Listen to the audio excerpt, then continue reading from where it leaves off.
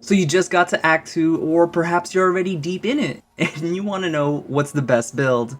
Well, you come to the right place because we have a Steel Strike build that will melt bosses and obliterate trash packs. I unfortunately don't have any saves of Act 2 left, so the gameplay is from Act 3. But the build functions the same, and with that out the way, let's get into this, yeah? Before we go over the build, let me show you where to grab in Medias Res. This Picto will give you 3 shields at the start of combat to compensate for being at 1 HP. This will allow you to miss a parry or 2. Dodges are much easier, so you could use that, but you really want to parry to get that extra AP. As soon as Act 2 starts, you could pick this up. Follow where I go after Act 1.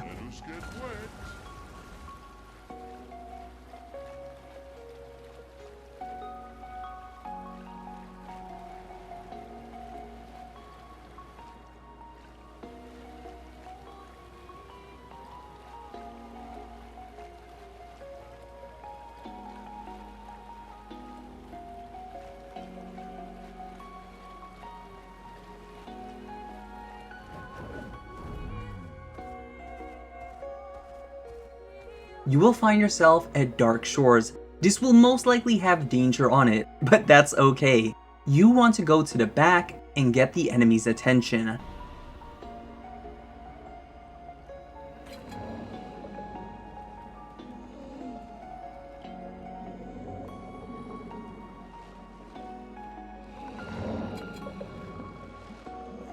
Run away from them and go into a circle clockwise and pick up the Picto that should be here. And then book it.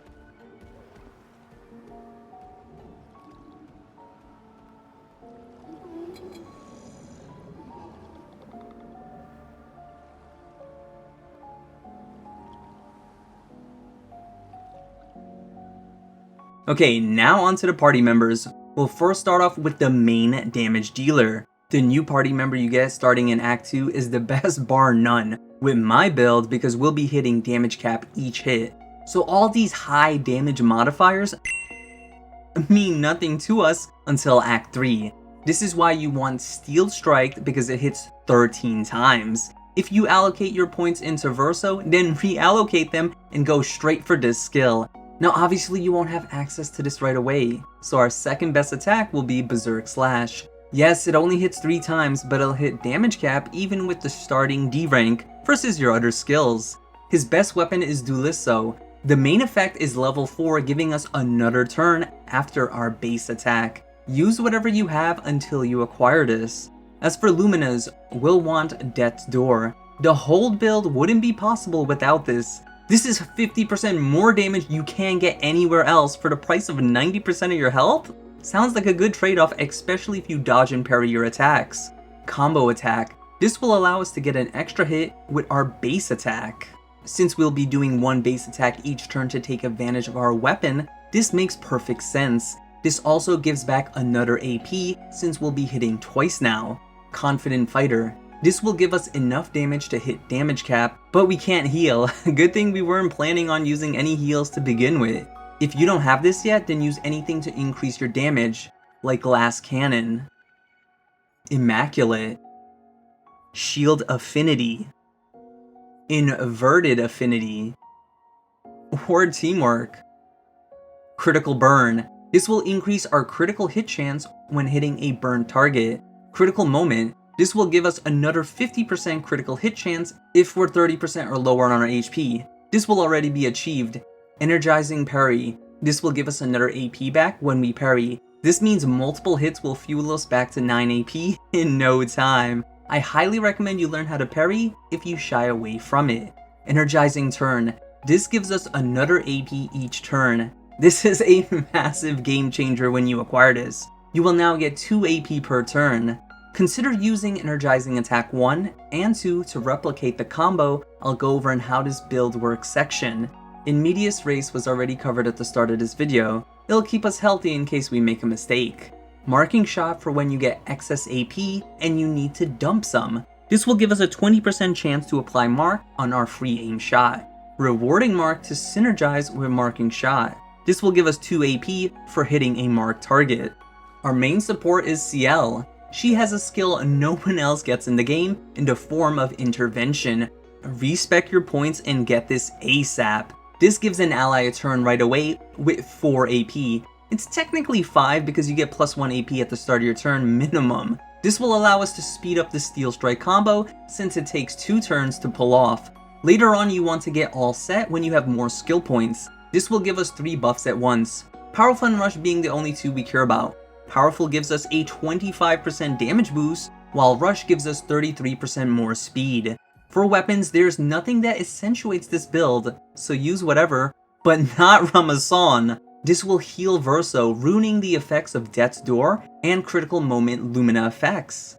Cicerone would be the best weapon for this build, but you most likely won't get the level 20 effect until you're in Act 3, so if you want a weapon to invest in, this is the one.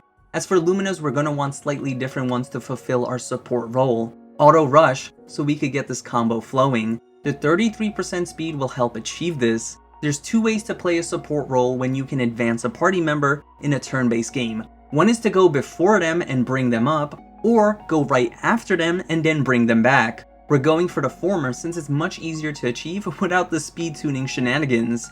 Burning Shot. This has a 20% chance to burn the enemy when using free aim shot. This will help activate critical burn, so Verso hits damage cap. Combo attack for more AP to do our job.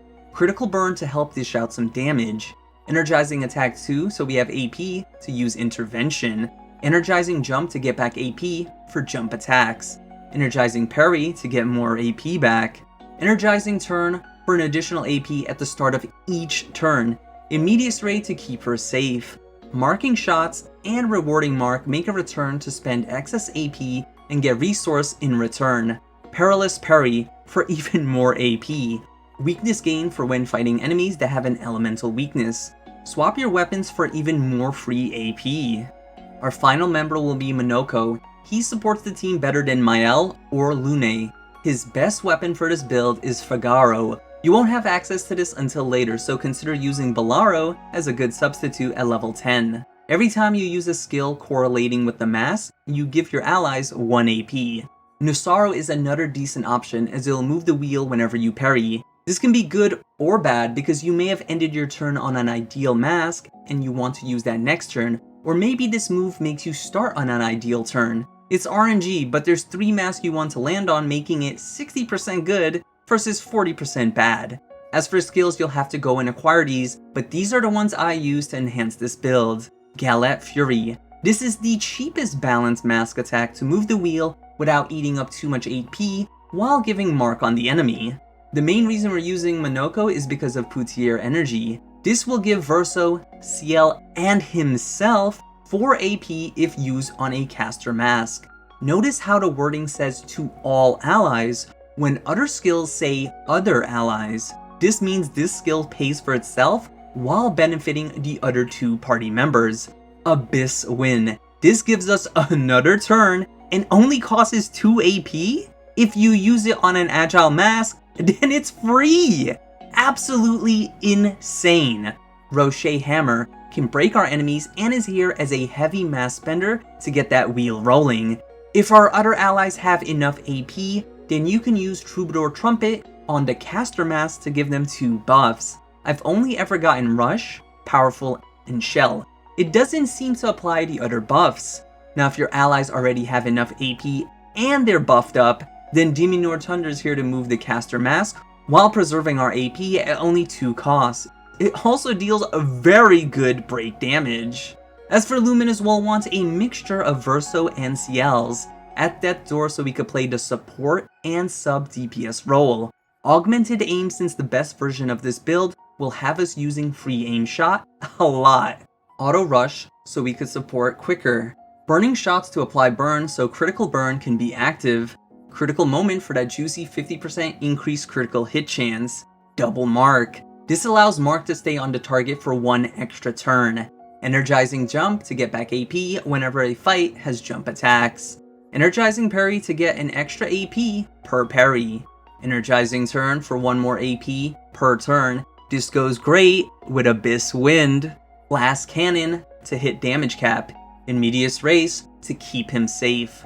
Marking shots to synergize with Galette Fury. Double Mark and Rewarding Mark for even more AP. Perilous Parry for even more AP back. Powerful on Sciel to make use of Troubadour Trumpet. You don't always get powerful, but if you get Sciel, then you also get powerful, making it a 66% chance now. Stay marked to apply mark when hitting a marked target 50% of the time. As for your attributes, you want everyone spec'd into agility. The reason for this is because we'll easily hit the damage cap of 9,999, making might less desirable. Vitality is useless since you should be parrying and dodging all damage from the enemy. This also means defense is in the same boat. Luck is okay, but if you equip your Pictos properly with this build, you'll hit 100%, making it less appealing. With max agility, you'll get more turns than you normally would, ending a fight and reducing your margin for error. As for Pictos, I highly recommend you equip the ones I have on screen so you could achieve similar results. Sciel will have the most speed she can, while reducing how much Lumina she needs. Verso perfectly hits that critical hit rate at 25%. When critical burn and critical moment are active, he'll have 100% critical hit chance and not wasting a single point. Monoco has the most expensive Pictos here, saving you Lumina and giving him a ton of speed to support the team. Now that you have everything assembled, how does this build work? You'll want to start off by going into combat and having Verso and Monoco killed. You can achieve this by having the enemy hit you or using the auto det Picto. Once that's done, you could truly enjoy this build. Like I stated at the start of the video, I don't have anything left without spoiling story bosses, so we'll just bully the first main boss as a demonstration. We're hoping Monoco lands on Almighty, Agile, or Caster. Unfortunately, we started on Balance, so we'll shoot to spin the wheel. Still on Balance, so we'll go again. Okay, Agile, and we got the mark. Whenever you get Agile, you want to use Abyss Wind for free damage and another turn. Since we're getting another turn, Energizing Turn activates to give us back 2 AP as well as Rewarding Mark. Since this counts as a new turn, we can actually activate Rewarding Mark once more. Okay, now we're fishing for Caster or Almighty. Okay, perfect. Time to use Poutier Energy. Make sure to land on perfect to give 4 AP, otherwise you'll give 3 AP. We'll dump some AP by shooting until we're at 6. Since there's no buff up on Verso, we'll use all set.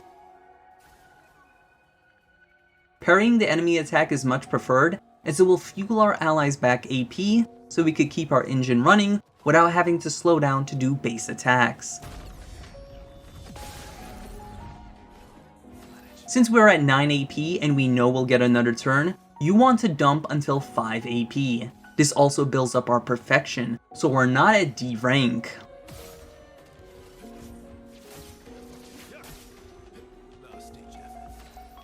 Now we'll start charging Steel Strike. Since our allies are buffed and we have max AP, we're fishing for Agile or Almighty first so we can get Abyss Winds.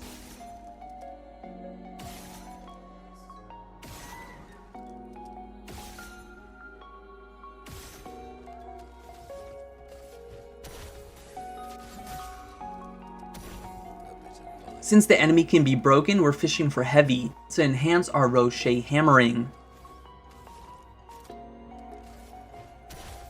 Unfortunately, I missed the perfect timing, but it'll break the enemy still.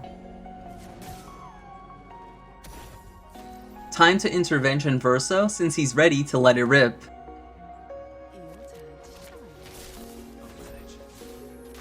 Now these would hit damage cap, but the enemy is resisted to physical, so we're dealing 50% less damage in case anyone was suspicious.